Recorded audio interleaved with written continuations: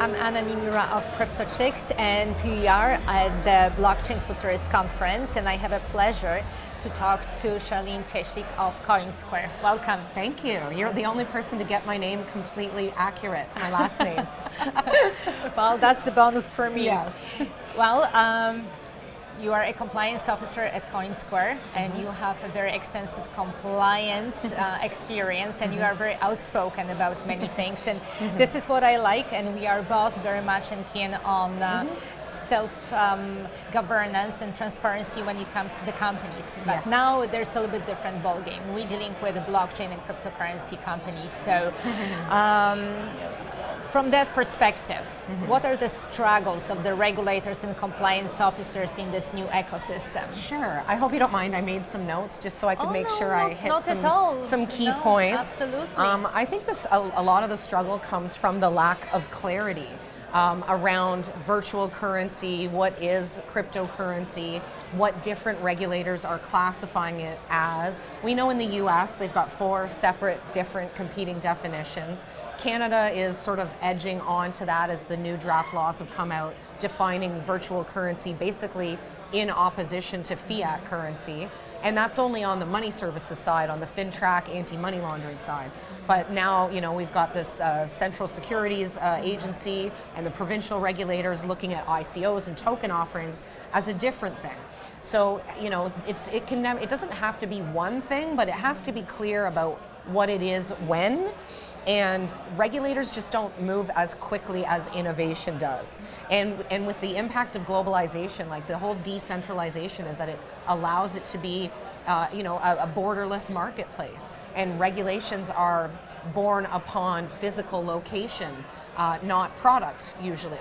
So having this global approach, which doesn't exist really on any type of financial product right now, I don't think we're going to be able to have that for digital currency, and I don't think that we should hold our breaths for it. But I mean, it is a big sort of chunk to bite off for regulators. It's because it's so new and it's such a new space, even for the people working in it. Yes, well, that's like true. Me.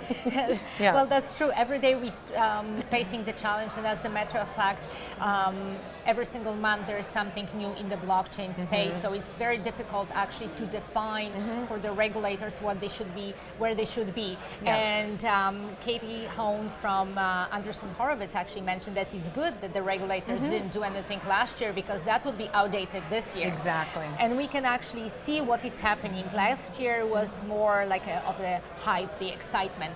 Right now the air is cooling down, and everybody looks like, okay, what is the underlying security? Is it really a value in the company which you are delivering? And are you seriously thinking about, tokenization, or like if you don't really have something? So it's not about getting tokens for the idea, but rather getting tokens, if anything, based on the product.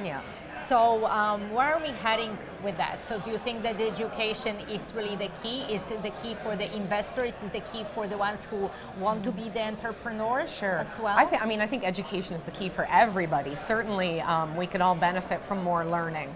But I do think, like you said, there was this sort of feverish pace of everything on the blockchain and everything needing to be tokenized. I think now, as regulators wade into it, and as people maybe have that cooling off a little bit, and with the price of coins, not being favorable at the moment, is making people maybe step back and say, is this something that really requires a token? Is this something that really requires a blockchain? Maybe you just need a database. And so a lot of that is, maybe given some time for some self-reflection. Yes. So, of course, people are speculating, and they're saying the cryptocurrencies are going to take over the world. But at the same time, well, it's not going to be just one universal currency, because there are so many of them.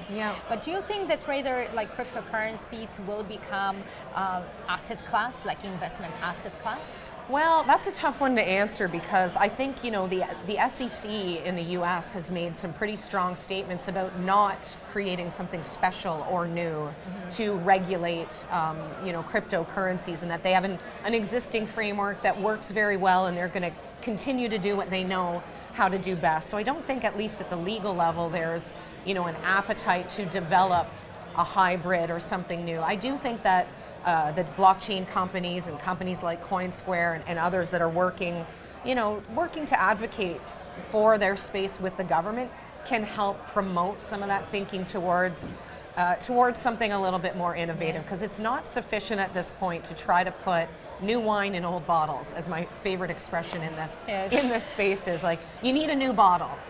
Even if it's still a bottle, you still need a new bottle. Right. So we can say that right now we kind of redefining the future.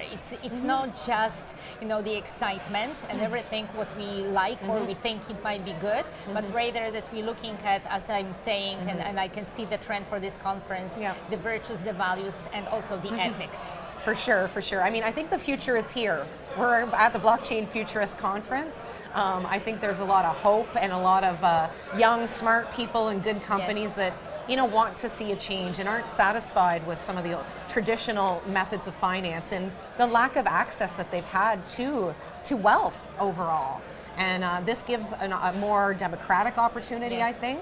And while I think like the internet.com boom and bust, we might see some people fall off, but I think we'll see some cream rise to the top, and we know that blockchain isn't going anywhere anytime soon. So your last word of advice for the companies which are coming into this ecosystem.